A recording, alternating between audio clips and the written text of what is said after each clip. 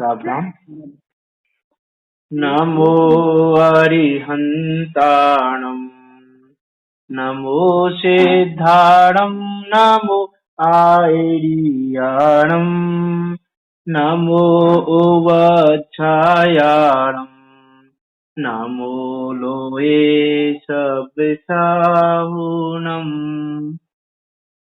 मंगलम भगवान वीरो मंगलम गौतमो गणी मंगलम कुंद कुंदार्यो जैन धर्मोस्तु मंगलम। सर्व मंगल मांगल्यम सर्व कल्याण कारकम प्रधानम सर्व धर्माणां जैनम जयतु शासनम जैनम जयतु शासनम। मंगल में मंगल करन वीतराग विज्ञान नमो ताहि जाते भये अरिहंतादि महान। करि मंगल करियो महान ग्रंथ करण को काज जाते मिले समाज सब पावे निज पद राज। जाते मिले समाज सब पावे निज पद राज। मिथ्या भाव अभाव ते जो प्रगटे निज भाव तो जय भंते रहो सदा यह ही मोच उपाय यह ही मोच उपाय। आचार्य कल्प पंडित श्री टोडरमल जी उनके द्वारा रचित यह अनुपम कृति श्री मूर्तिमान प्रकाशक जी जो कि 9 अधिकारों में निबद्ध है और इसके दूसरे अधिकार पर हमारी चर्चा चल रही है। ये दूसरा अधिकार हमें हमारी संसार अवस्था को बताने वाला है। हम अभी जो संसार अवस्था में हैं उसका कारण, उसमें हम क्या की कैसी हम अवस्था को प्राप्त हो रहे हैं, उन सबको बताकर हम संसारी हैं, हमें ये संसार रूपी अवस्था है, हमको कर्म बंधन रूपी रोग है, इन सब बातों का निश्चय कराकर इनको दूर करने के लिए तैयार कर रहे हैं पंडित टोडरमल जी कि यदि तुमको ये रोग है तो इसको दूर करने का उपाय हम कहेंगे। पहले निश्चय करो कि रोग तुमको है। और पंडित टोडरमल जी ने ये निश्चय क्यों कराया? क्योंकि हमको ये निश्चय नहीं है अभी कि हम संसारी हैं, हमको कर्म बंधन रूपी रोग है। तो तुमको कर्म बंधन रूपी रोग है ये निश्चय कराने के लिए दूसरा अधिकार लिखा।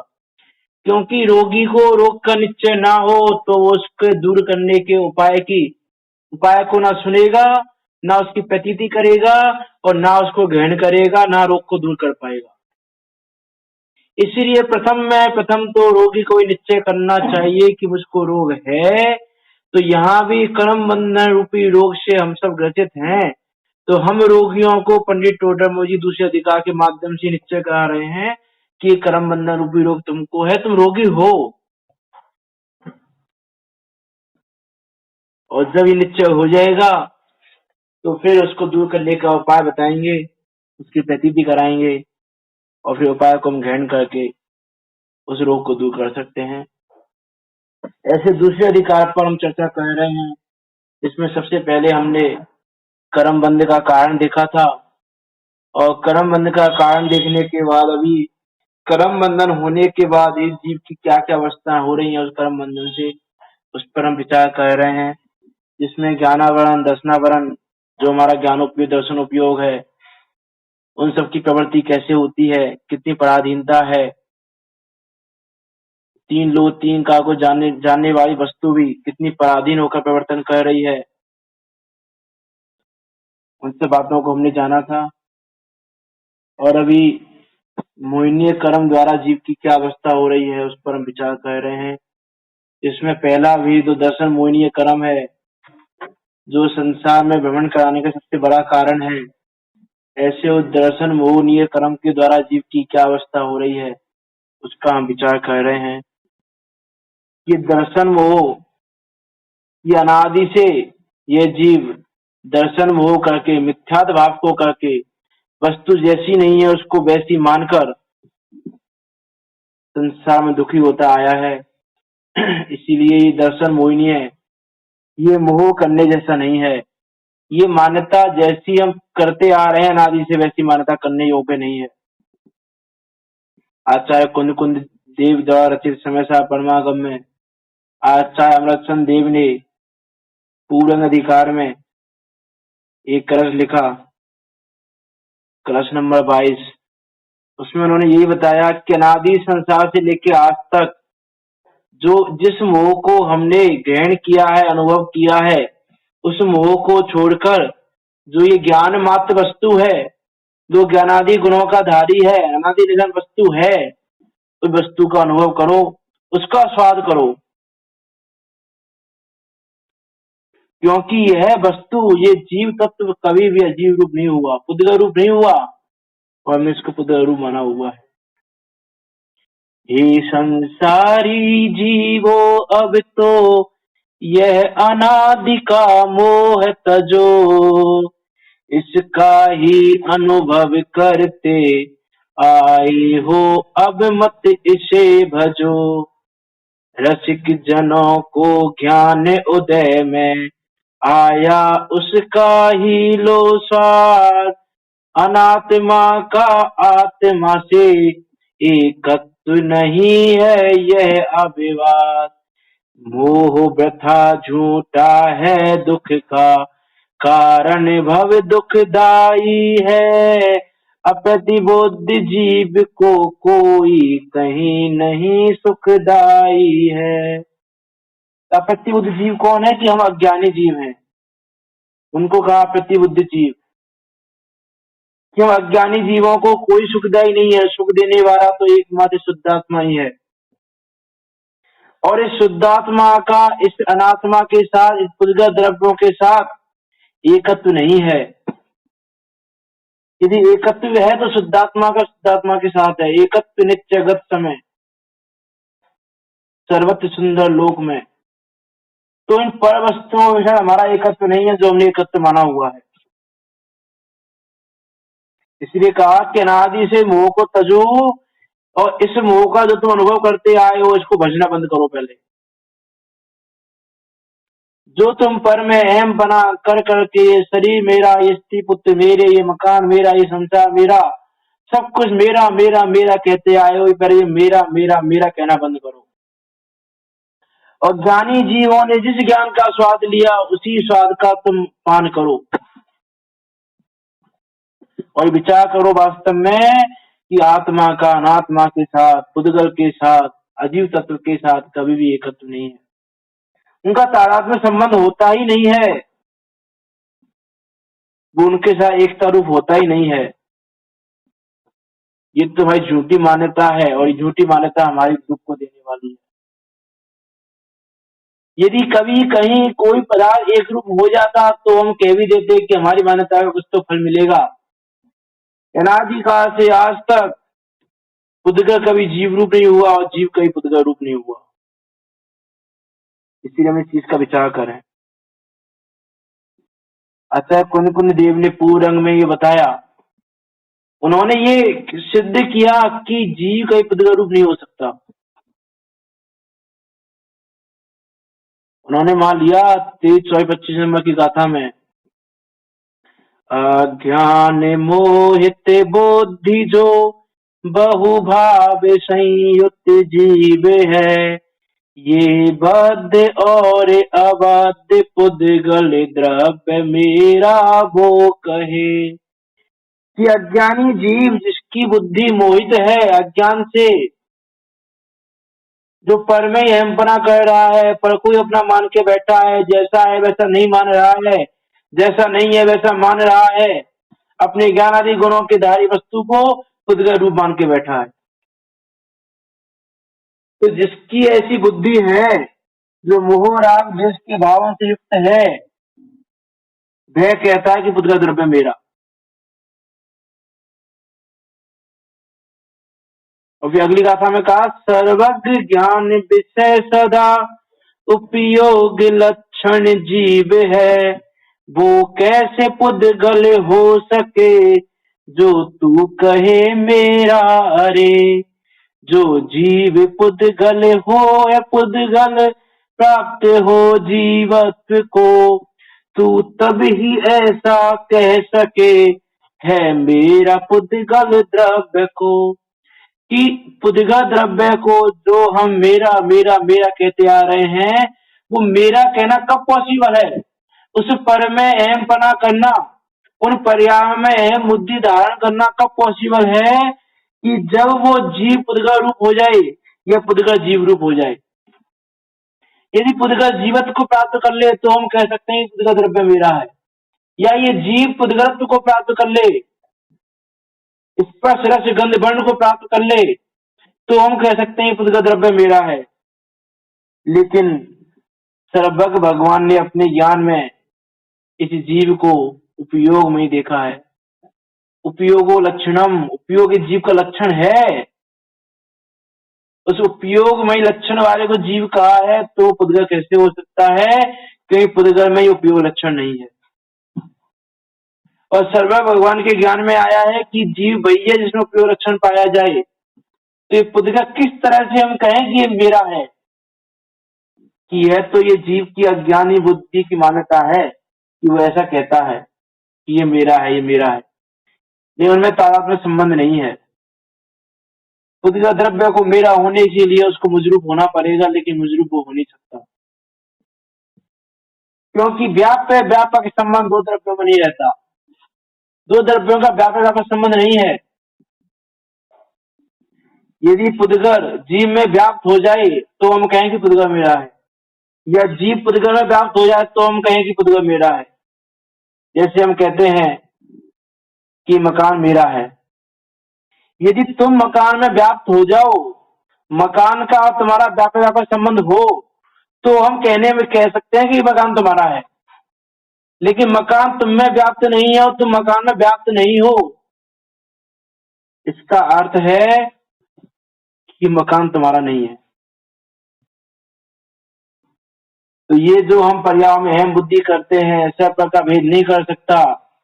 जो पर्याय प्राप्त करे उसी को आप रूप मानता है, तो ऐसा यह जीव है। वो कहता है पुद्गल द्रव्य मेरा है। दुकान को चलाने वाला कौन? दुकान को चलाने वाला मैं नहीं चलाऊं तो दुकान नहीं चले, मैं नहीं चलाऊं गश्ती नहीं चले, मैं नहीं हूं तो घर का कामकाज नहीं चले। ऐसी जो हमारी मान्यताएं हैं, उनमें विचार करें कि दुकान को मैं कब चला सकता हूं? कि जब मैं दुकान में व्याप्त हो जाऊं। जब व्याप्य व्यापक संबंध दुकान का मेरा हो जाए तो मैं कहूं कि दुकान को चलाने वाला मैं।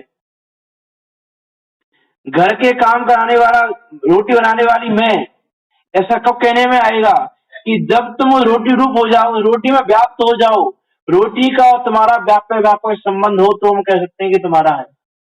कि जहां व्यापक व्यापक संबंध पाया जाए वहां अपनापन कहने में आता है, और इन पर द्रव्यों के साथ हमारा व्यापक व्यापक संबंध नहीं है।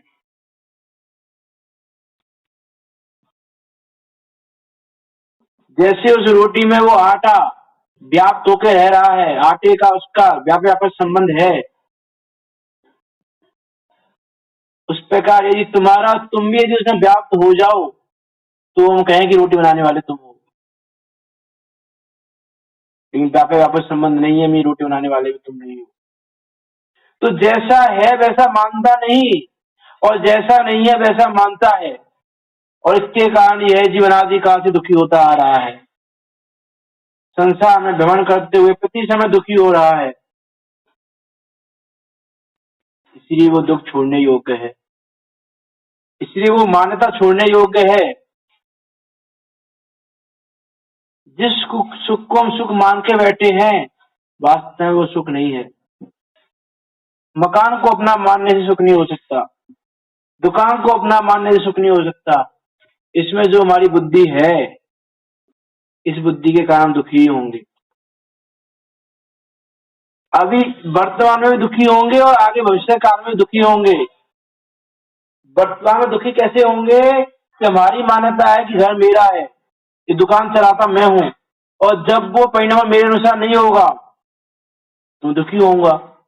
और जो ये मेरी मान्यता है, ये मेरा, ये मेरा, ये मेरा, इस मान्यता के कारण जो मिथ्यात्व पुष्ट हो रहा है, वो जो गहित मिथ्यात्व पुष्ट हो रहा है, जिसकी हम कल बात कर रहे थे गहित मिथ्यात्व की, वो गहित मिथ्यात्व पुष्ट हो रहा है, तो आगामी काल में भी वो दुख को ही देने वाला है। दुख का ही जनक है वो। जितना मिथ्यात्व पुष्ट करोगे उतना तुम्हारा संसार बढ़ेगा, और ये संसार तो दुख का ही सागर है। यदि संसार विषय सुख होता, तीर्थंकर क्यों त्यागे? यदि संसार में सुख होता थोड़ा बहुत भी, तो तीर्थंकर जैसे जीव क्यों इसका त्याग करते? चक्रवर्ती जैसी पदवी के धारक जीव इसका क्यों त्याग करते? अपनी चक्रवर्ती की संपदा को छोड़कर वो शुद्धात्मा की शरण में क्यों जाते हैं? यदि संसार में सुख होता तो। यदि संसार में सुख नहीं है, संसार सिर्फ और सिर्फ दुख का जनक है, दुख का सागर है। और जितना मिथ्यात्व को हम पुष्ट करेंगे उतना हमारा संसार पुष्ट होगा, उतना हमारा संसार बढ़ेगा। इसीलिए किसी भी तरह से हमारा मिथ्यात्व पुष्ट ना हो, उसको हमको प्रयास करना चाहिए। अरे पहले अगही मिथ्यात्व को छोड़ने का प्रसाद करो, उससे पहले गही मिथ्यात्व को ग्रहण नहीं करो। अभी तो हम परिचय में गही मिथ्यात्व को पुष्ट करने में लगे हुए हैं। अरे गही मिथ्यात्व को छोड़कर फिर अगही मिथ्यात्व को छोड़ो।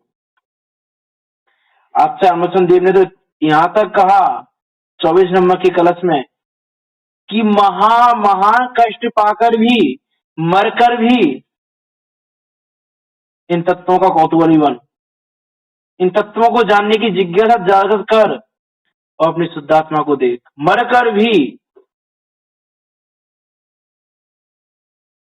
हे भाई तू महाकष्ट से मरकर भी निज को ही देख, कौतूहली तत्व का बनकर अंतर में निज छवि को ले। शरीर आदि से मूर्त द्रव्य से मात्र पड़ोसी हो कुछ क्षण, एक मुहूर्त आत्म अनुभव कर मोह विलय होगा तत्क्षण। अनुभव की ऐसी महिमा है, मिथ्या भ्रम का होता नाश, सम्यक दर्शन हो जाता है, प्राप्त सुगम होता से प्रकाश। उस अनुभव की कैसी महिमा है कि मिथ्या रूपी भ्रम का तुरंत नाश हो जाता है। इसीलिए मरकर भी निज रूप हो जाना और पड़ोसी बनकर निज का आत्म अनुभव लाना, और पड़ोसी बनकर आत्म अनुभव लाना। पड़ोसी बनना कि ये पड़ोसी है, ये शरीर मेरा नहीं है, ये शरीर तो मेरा पड़ोसी है। जैसा अभी हम पड़ोसी को पड़ोसी रूप देखते हैं, पड़ोसी मुझ रूप नहीं है, ये पड़ोसी मेरा नहीं है, ये पड़ोसी मेरे घर में नहीं है। पड़ोसी अपने घर में है, मैं अपने घर में हूँ। पड़ोसी मुझ रूप नहीं होता है, पड़ोसी रूप नहीं होता। उसी प्रकार यहाँ विचार करें कि ये शरीर भी पड़ोसी है। ये शरीर रूपी पड़ोसी अपने घर में रह रहा है और मैं अपने घर में रह रहा हूँ। ये पड़ोसी मेरा नहीं हुआ और मैं आज तक पड़ोसी का नहीं हुआ। ऐसा विचार करें प्रति समय। इसीलिए यहाँ पर कहा कि मनुष्य आदि पर्यायों में कुटुंब धनादिक का संबंध होता है। वे प्रत्यक्ष अपने से भिन्न है।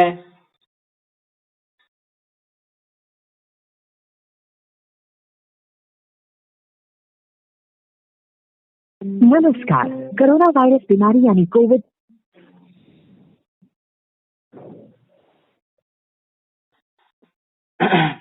तथा मनुष्य आदि पर्यायों में कुटुंब धनादिक का संबंध होता है, प्रत्यक्ष अपने से भिन्न है तथा वे अपने आदि नहीं परिणमित होते।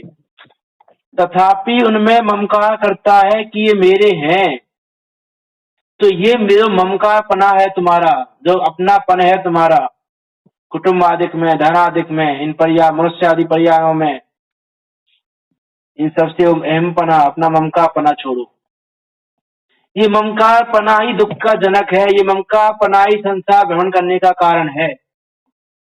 देखा था हमने पहले बंधन के कारण में कि ज्ञानावरण, दर्शनावरण, अंतराय आदि कोई भी कर्म बंधन का कारण नहीं है। ये मोहिनीय कर्म ही बंध का कारण है। और मोहिनीय कर्म में भी जो मिथ्यात्व भाव है, वो मिथ्यात्व भाव बंध का कारण है। और यही मिथ्यात्व भाव है जो हमारा अहम पना है। इस शरीर में अहम पना, स्त्री में अहम पना, पुत्र में अहम पना, मकान में अहम पना, ये अहम पना ही हमारे दुख का कारण है। प्रत्यक्ष अपने से भिन्न अपने आधीन परिणमित नहीं होते और अपने आधीन परिणमित कराना चाहता है। प्रत्यक्ष दिखता है कि हमारे आधीन परिणमित नहीं हो रहे हैं, जैसा हम चाहे वैसा परिणमित नहीं हो रहे हैं। बताओ ऐसा कौन सा जीव है जो ये चाहता है कि हमारे बच्चे गलत संगति में पड़ जाएं, हमारे बच्चे गलत राह पे चलें? कौन चाहता है? लेकिन कितने कितने लोगों के बच्चे गलत राह पे चल रहे हैं, गलत संगति में जा रहे हैं। तो भाई वो तुम्हारे अधीन परिणमित नहीं होते, उनका परिणमन उनके अधीन है, तुम्हारा परिणमन तुम्हारे अधीन है। तो अपना परिणमन करो, अपना परिणमन देखो, वो अपना परिणमन देखें। अरे ये तो पथ से लोग भ्रष्ट हो रहे हो, तो पथ से किसी अलग रास्ते पर जा रहे हो, गलत रास्ते पर जा रहे हो, उनको समझाने का भाव आना अलग बात है। और मैं समझाने वाला हूं, मेरे करने से समझेंगे, मैं जैसा कहूं वैसा चलेंगे, ये मानना अलग बात है। कि आचार्य देवों को भी जगत में दुखी जीवों को समझाने का भाव आया सुपयोग के काल में। लेकिन मैं समझाने वाला हूं, मेरे समझाने से समझ जाएंगे, मेरे समझाने से इनका उद्धार हो जाएगा, मेरे समझाने से मुझ पे चले जाएंगे, ऐसा भाव नहीं था, ऐसा अहमपना नहीं था, ऐसा ममकापना नहीं था। तो इस प्रकार वो अहमपना करना छोड़े। इन पर्यायों में, कुटुंब धनादिक में, ये जितना भी संबंध हो रहा है उस संयोग मात्र है। कर्मोदय अनुसार अवस्था संयोगी मानो, कि कर्म के उदय के अनुसार ये अवस्था प्राप्त हुई है। जितने संयोग प्राप्त हो रहे हैं वो कर्म के उदय के अनुसार हो रहे हैं, वो मेरे नहीं है। वे किसी प्रकार भी अपने होते नहीं, यह ही अपनी मान्यता से ही अपने मानता है। कि किसी प्रकार भी वो अपने नहीं होते। हम इतने टाइम से प्रयत्न करते आ रहे हैं, ये वस्तु मेरी हो जाए, ये वस्तु मेरी हो जाए, नहीं वो वस्तु आज तक मेरी नहीं हुई।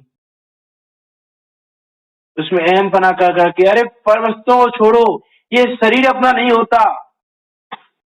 बाहर के कुटुंब आदि को, धनादि को, मकान आदि को तो छोड़ो, पहले शरीर को ही तो अपना करके बता दो, तो बाकी चीजों में अपनापन जब करना। यदि ये शरीर तुम्हारे अनुसार परिणमित होने लगे तो हम कह सकते हैं कि बाहर के द्रव्य तुम्हारे अनुसार परिणमित होने की संभावना है।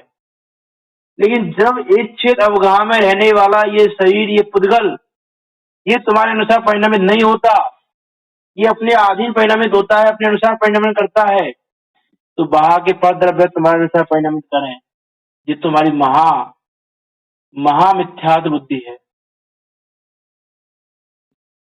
ये हमें कितनी बड़ी मूर्खता है कि जो हमारे पास है, जो प्रति समय हमारे साथ में ही रह रहा है, ये पुद्गल, इस पुद्गल को अपने अनुसार परिणमित नहीं करा पा रहे हैं और पर द्रव्यों को अपने अनुसार परिणमित कराना चाहते हैं। वे किसी प्रकार भी अपने होते नहीं, यह ही अपनी मान्यता से ही अपने मानता है।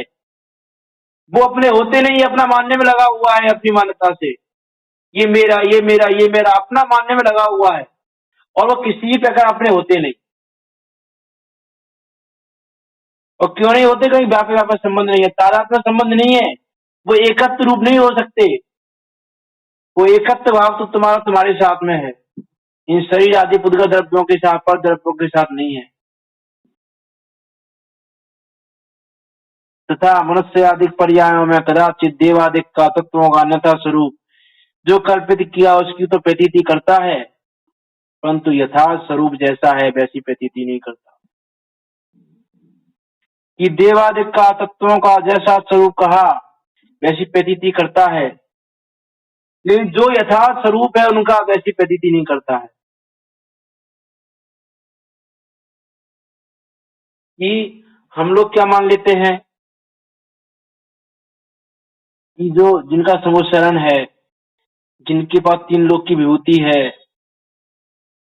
ऐसे सच्चे देव जो आकाश में गमन करने वाले हों, आकाश में गमन करने वाले मुनि, ये हम स्वरूप मानते हैं देवता गुरु का। कि जिनके पास अनेक रिद्धियां हों,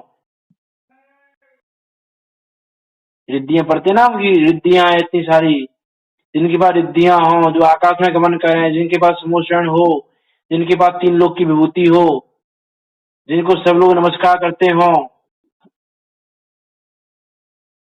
वो हमने देव का स्वरूप माना हुआ है, वो गुरु का स्वरूप माना हुआ है। लेकिन वास्तव में क्या देव का स्वरूप, गुरु का स्वरूप इतना ही है? देवागम स्रोत में आचार्य समर्थ देव ने कहा कि हे जिनेन्द्र देव, मैं आपको इसलिए नहीं पूछता कि आप आकाश में गमन करते हैं, आप अंतरिक्ष में विराजमान है, इसलिए मैं आपको नमस्कार नहीं करता। आपका समोशन लगता है, आपके पास तीन लोक की विभूति है, इसलिए मैं आपको नमस्कार नहीं करता। अरे आप वीतरागी हो, आप सर्वज्ञ हो, इसलिए मैं आपको नमस्कार करता हूँ। नमस्कार करने का कारण वो वीतरागता और सर्वज्ञता है। और ऐसा उन्होंने किस आधार से कहा कि अरे रिद्धियां तो विद्याधरों को प्राप्त हो जाती हैं, आकाश में गमन तो विद्याधर भी कर लेते हैं, और कोई मायावी विद्याधर समोषण आदि की रचना कर लें। जैसे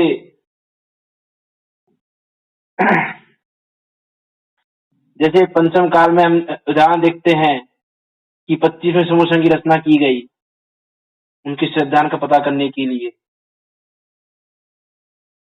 तो मायावी रचना भी हो सकती है समोषण आदि की, लेकिन वीतरागता सर्वज्ञता वो मायावी नहीं हो सकती। वो वीतरागता सर्वज्ञता तो सच्चे देव के पास ही है, किसी और के पास नहीं है। बाकी सारी चीजें हम बाहर में देख सकते हैं, लेकिन वीतरागता और सर्वज्ञता एकमात्र सच्चे जिनेन्द्र देव में मिलती है, वही देव का स्वरूप है। इसलिए कहा ना कि तीन भुवन में सार, कि तीन लोग में तो सारभूत है, तो वीतराग विज्ञानता ही है, वीतरागता और सर्वज्ञता। मंगल में मंगल करण वीतराग विज्ञान, नमो ताहि जाते वही अरिहंत आदि महान। कि अरिहंत आदि भी महान हुए तो वीतराग विज्ञानता के कारण हुए।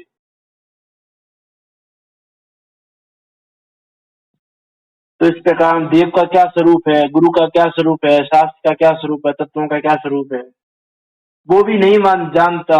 जो कल्पित है, कल्पित क्या उसकी प्रतीति करता है, जो कल्पित स्वरूप है। कल हमने इस पर चर्चा थी कि जो कल्पित स्वरूप है उनमें हम भगवान की कल्पना करके बैठ गए हैं, लेकिन वास्तव में इनका क्या स्वरूप है, तत्वों का स्वरूप क्या है, वो सब हम कुछ विचार करें। जैसा है उसको वैसा माने तो दर्शन वो दूर होगा, जैसा है वैसा माने तो मिथ्यात्व परिहार होके, मिथ्या तो दूर होके सम्य दर्शन प्रकट होगा, तो संसार का किनारा निकट लेके आएगा। और यदि जैसा नहीं है वैसा मानते रहें, जैसा देव का स्वरूप नहीं है वैसा देव का स्वरूप माने, जैसा गुरु का स्वरूप नहीं है वैसा गुरु का स्वरूप माने, तो इस संसार भटकते ही रहेंगे। तो दर्शन मोह पुष्टि होता रहेगा। तो दर्शन मोह के कारण हम कितने दुखी हैं। तो देखो ये भी कहने में है कि दर्शन मोह के कारण, ये पहले ही मैं कह चुका हूँ, ये भी निमित्त अपेक्षा कथन है कि वास्तव में तुम खुद के कारण दुखी है। हमने अपने आप को इस संसार में कितना दुखी किया हुआ है, दुख के सागर में अपने आप को डाला हुआ है, और दुख के सागर से बाहर भी हम अपने आप को खुद ही निकाल सकते हैं। इस प्रकार यथार्थ स्वरूप जैसा है वैसी प्रतीति नहीं करता, कि जैसा उनका स्वरूप है वैसी प्रतीति नहीं करता है, अन्यथा स्वरूप जो कल्पित किया उसकी प्रतीति करता है। इस प्रकार दर्शन मोह के उदय से जीव को अतत्व श्रद्धानु मिथ्या भाव होता है। इस प्रकार दर्शन मोह के उदय से जीव को तत्व श्रद्धालु मिथ्या भाव होता है। इन तत्वों का श्रद्धालु सही नहीं है, ना जीव तत्व को जानता है, ना जीव को जानता है, ना आश्रम वंश संबंध निजरा मोक्ष को जानता है। शरीर की क्रिया से संभव होना मानता है कि शरीर की क्रिया करने से संभव हो जाएगा, लेकिन संभव का क्या स्वरूप है वो जानता नहीं है। आश्रव का क्या स्वरूप है, बंध का क्या स्वरूप है वो जानता नहीं है। निद्रा का स्वरूप क्या है वो जानता नहीं है। बस तब से निद्रा होती है ये पढ़कर बाल तब करने लग जाता है। आचार्य उमा स्वामी ने तत्वार सूत्र में अज्ञानी के तप को बाल तप की संज्ञा दी। तो बाल तप से निद्रा नहीं होती। हम ये मान के बैठ जाएं कि शरीर को तपाने से, भूखा रहने से, प्यासा रहने से, इनसे कर्मों की निद्रा होती है, हम ये मान के बैठे हैं, तो ये हमारा तत्व श्रद्धान है। इससे हमारा मिथ्या भाव पुष्ट हो रहा है कि भाई सम्मान निद्रा शरीर आश्रित नहीं है।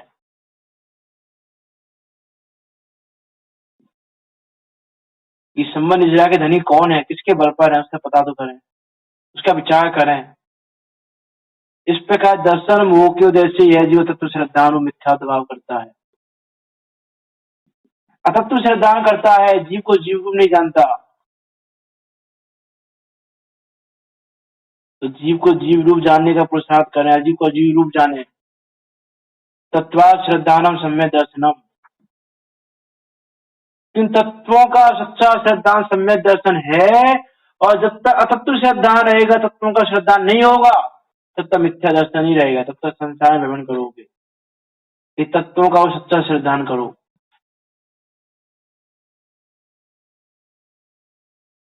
इस प्रकार दर्शन मोह के उदय से जीव को अतत्व श्रद्धानु मिथ्यात्व भाव होता है। जहां तीव्र उदय होता है वहां सत्य श्रद्धान से वह विपरीत श्रद्धान होता है, और मंद उदय होता है तब सत्य श्रद्धान से थोड़ा विपरीत श्रद्धान होता है। कि जब इसका तीव्र उदय हो तो बहुत विपरीत श्रद्धान होता है, और मंद उदय हो तो थोड़ा विपरीत श्रद्धान होता है। कि जब उदय बहुत तीव्र है तो कुदेवों की पूजा करना, कुदेवों को सच्चा देव मानना, कुगुरुओं को गुरु मानना। अरे ये कुदेव कुगुरुओं का साथ पंडित दौलतराम जी ने दूसरी डाल में पत्थर की नाप बताया कुगुरु को, कुगुरु का स्वरूप में, कि पत्थर की नाप के समान है, जो उस भवरूपी सागर में डुबोएगी ही डुबोएगी। और पंडित टोडरमल जी ने भी कहा, छठे अधिकार में लिखा उन्होंने कि सर्प का ग्रहण करना अच्छा है, लेकिन कुगुरु का ग्रहण करना अच्छा नहीं है। क्योंकि सर्प तो एक भव का अंत करता है, एक भव का नाश करता है, लेकिन कुगुरु का श्रद्धान वो तुम्हारे अनंत भवों को नष्ट कर देगा, तुम्हारे संसार सागर को बहुत ज्यादा बढ़ा देगा, तुम्हारे मिथ्यात्व को इतना पुष्ट कर देगा कि तुम संसार में भ्रमते रहोगे। इसीलिए सर्प का ग्रहण भला जानो, लेकिन कुगुरु का ग्रहण भला नहीं है। ऐसे कुदेव का ग्रहण भला नहीं है, कुशास्त्र का ग्रहण भला नहीं है। कुशास्त्रों का सुनना, सुनाना, उनको प्रकाशित करवाना, उन पर चिंतन करना, उनका विचारना, उनको पढ़ना, उन सबसे मिथ्या पुष्ट होता है। कि ना तो स्वयं कुदेव कुगुरु कुशास्त्र को ध्याना, और ना किसी दूसरे को ऐसा उपदेश देना। कि गुरु का स्वरूप जानकर जो सच्चा गुरु हो उनको सच्चा गुरु मानो, देव का स्वरूप जानकर जो सच्चे देव है उनको सच्चा देव मानो। आज लौकिक में देखो कितनी मान्यताएं बढ़ गई हैं कि जैन भी कुदेवों का श्रद्धान करने लगे। और स्वच्छंदी कहां से होते हैं कि वो जिनागम को पढ़ के स्वच्छंदी हो जाते हैं। कि भगवान राम का वर्णन आता है, भगवान हनुमान का वर्णन आता है, और आप कहते हैं उनको नहीं माने। कि अरे भगवान राम का, भगवान हनुमान का वर्णन आता है, लेकिन क्या स्वरूप है उनका, स्वरूप का तो पता करो। कि क्या उनका स्वरूप यह है धनुष बाण लिए हुए हों, जो गदा लिए हुए हों, क्या ये उनका स्वरूप है भगवान हनुमान का, भगवान राम का? कि उनका भी स्वरूप क्या उसका पता तो करो, स्वच्छंदी नहीं हो कि राम हनुमान का नाम तो जिनागम में कहा है, तो हम तो मानेंगे राम को भी हनुमान को, भगवान राम को भगवान हनुमान को। अरे वो भी सिद्ध हैं, भगवान हनुमान भी सिद्ध हुए हैं, तो उनको मानने की मना नहीं है, लेकिन भाई उनका स्वरूप तो पता करो। ये जो कल्पित स्वरूप है, जिसकी कल्पना की गई है, उस कल्पित स्वरूप को यदि तुम देव मानोगे तो तुम्हारा मिथ्या पुष्ट होगा। और इसीलिए कल भी कहा था कि हम रामायण देख रहे हैं, यदि अब उसमें भगवान हनुमान को गधा के रूप में दिखाया जा रहा है कि यही भगवान है, यही भगवान राम है, धनुष्मान लिए हुए हैं, पत्नी के साथ हैं, भ्राता के साथ हैं, तो उसका विचार करें वास्तव में कि क्या स्वरूप है उनका। कि अरे उन्होंने अपने शुद्धात्मा की शरण लेकर, अपनी शुद्धात्मा की शरण में जाकर इन घातिया कर्मों का क्षय करके वो भी आज सिद्धालय में अनंत सिद्धों के साथ विराजमान है। तो उनका जो कल्पित स्वरूप है, कल्पित स्वरूप को ना मानकर उनका जो यथार्थ स्वरूप है, उस यथार्थ स्वरूप की श्रद्धा करें, तो हमारा दर्शन मोह दूर होगा। और आज हम स्वयं भी देख रहे हैं, बच्चों को भी दिखा रहे हैं, रामायण दिखा रहे हैं, महाभारत दिखा रहे हैं, हम क्या सोच रहे हैं, ये तो धार्मिक सीरियल है, इनको दिखाने में क्या नुकसान है।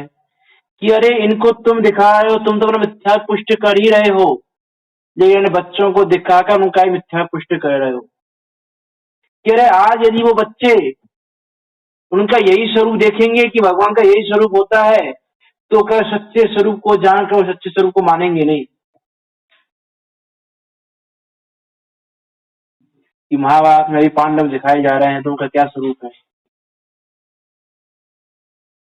अरे यदि आप इसी को पुष्ट कर लोगे, उसी कल्पित स्वरूप को पुष्ट कर लोगे, तो कोई सिद्धि नहीं होने वाली।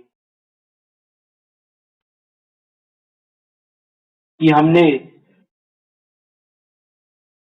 अब जैसे राम को धनुष्वान के रूप में, हनुमान को गदा के रूप में, भगवान श्री कृष्ण को चक्रधारी, जिनके हाथ में चक्र हो, एक हाथ में गदा हो, एक हाथ में कुछ हो, एक हाथ में कुछ हो, ऐसा तो कल्पित स्वरूप जो बना दिया गया है, यदि तुम उस कल्पित स्वरूप को ही देखोगे, उसकी अनुमोदना करोगे, बच्चों को दिखाओगे, तो तुम अपने को भी संसार में बेमाने का कारण बना रहे हो, बच्चों को भी संसार में बेमाने का कारण बना रहे हो।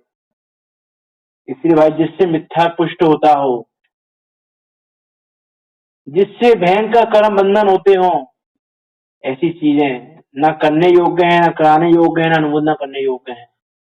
कि अरे आप सतियों पर लांछन लगा रहे हो, सतियों पर आरोप लगा रहे हो, तो तुम ऐसा कर्म का बंध कर रहे हो कि तुमको भी आगामी भवों में ऐसा लांछन सहना पड़ेगा, ऐसा आरोप सहना पड़ेगा कि आज तुम बच्चों को चीर हरण दिखा रहे हो, पंच भरतारी दिखा रहे हो, 5 भरतारी का स्वरूप दिखा रहे हो, तो बच्चे क्या स्वरूप जानेंगे सती का। कि इधर तुम सती द्रौपदी कह रहे हो, उधर 5 पत्नियों वाली बता रहे हो, तो तुम उस सती पर आरोप लगा रहे हो, लांछन लगा रहे हो, और मिथ्या को पुष्ट कर ही रहे हो।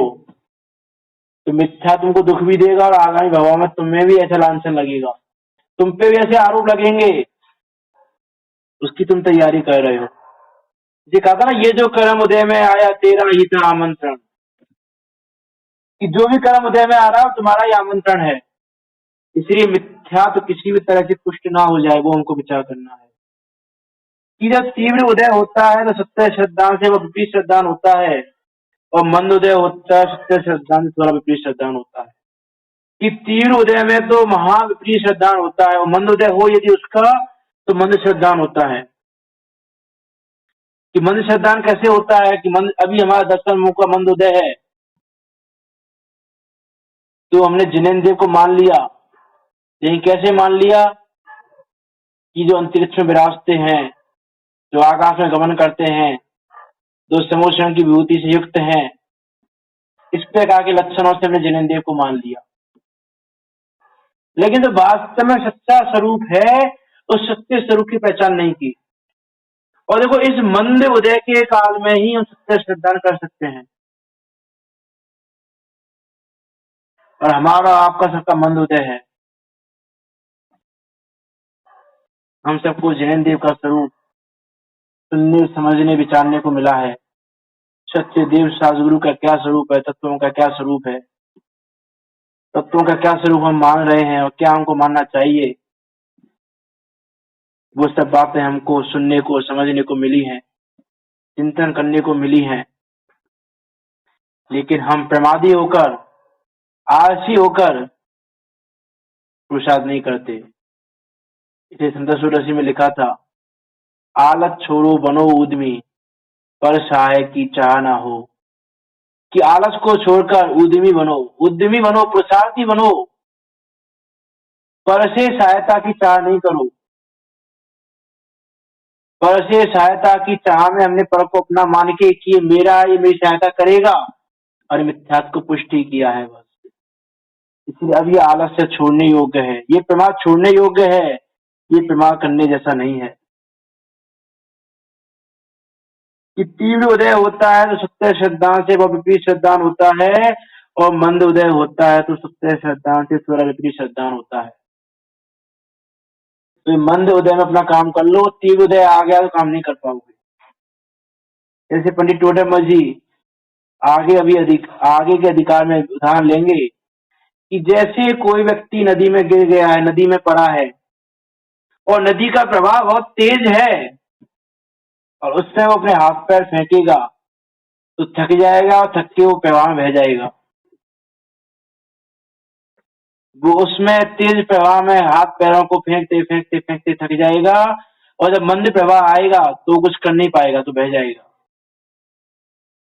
लेकिन उस तेज प्रवाह में वो बह रहा है तो बहे, लेकिन जैसे ही मंद प्रवाह आए तो पुरुषार्थ करके हाथ पैरों को चलाकर नदी से पार हो जाए। तो वैसे अभी हमारा ये मंद उदय है दर्शन मोह का, सत्य श्रद्धान से थोड़ा सा विपरीत श्रद्धान है। उस श्रद्धान को यदि हमने सुधार लिया मंद उदय के काल में, तो हम अपना कल्याण कर पाएंगे, इस भव रूपी सागर से पार हो पाएंगे। और यदि हमने मंद के प्रवाह में, इस मंद प्रवाह में यदि हम प्रमादी हो गए, आलसी हो गए, तो ये मंद प्रवाह कब तेज प्रवाह रूप में बदल जाएगा हमको नहीं पता। और ये तेज प्रवाह हो गया तो फिर तुम कुछ नहीं कर पाओगे, फिर तो तुम्हारा भवरूपी सागर में गिरना निश्चित है, भवरूपी समुद्र में ही गिरना निश्चित है। इसीलिए भवरूपी समुद्र में गिरने से पहले मंद प्रवाह में ही नदी से पार हो जाओ। तो ये हमारा भी वो मंद उदय है, तो सत्य श्रद्धान से थोड़ा विपरीत श्रद्धान है। सच्चे देव सास गुरु का स्वरूप, तत्वों का स्वरूप जानकर हम उस मंद उदय के काल में थोड़ा पुरुषार्थ करके उस स्वरूप को जानकर, सच्चे स्वरूप को जान लें। जो जैसा है उसको वैसा मान लें, और जैसा नहीं है उसको वैसा ना माने, तो ये दर्शन मोह वहां नष्ट हो जाएगा। और दर्शन मोह नष्ट हो जाएगा तो संसार की जो जड़ है, जो संसार का जनक है, जो संसार की जननी है, ऐसी दर्शन मोह नाम की प्रकृति, दर्शन मोह कर्म, ये हमारा नष्ट हो जाएगा। और ये नष्ट होते ही संसार का किनारा निकट आ जाएगा, बहुत निकट आ जाएगा, बहुत निकट। क्या इसके होने मात्र से आदि गतियों में भ्रमण नहीं होता। प्रथम नरक बिन सटू जो सिर बाण भवन शरण नारी, थावर विकर तेरे पशु में नहीं उपदस सम्यक धारी। इसको पाने मात्र से इतनी गतियों में आवागमन रुक जाता है, और भव का किनारा बहुत निकट आके बहुत जल्दी हम मुझ के निकट आ जाते हैं। इसीलिए दर्शन मोह को हम छोड़ने का पुरुषार्थ करें।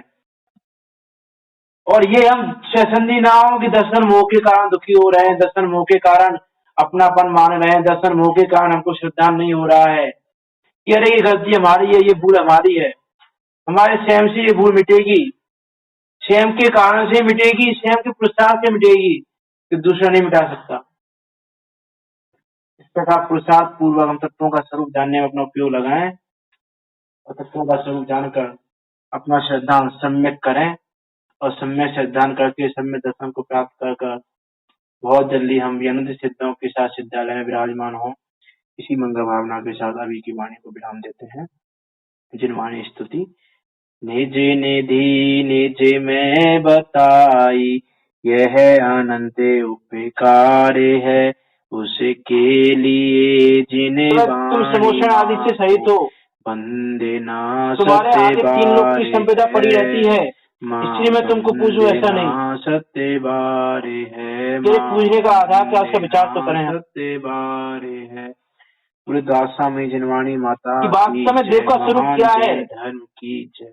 क्या उनकी 3 लोग की संपदा पड़ी है, इसलिए उनको पूछे हम। अरे वो मेरे शुद्धात्म स्वरूप को दर्शाने वाले हैं, इसलिए उनको पूछते हैं कि वो मुझे मेरा वैभव बताने वाले हैं, मेरे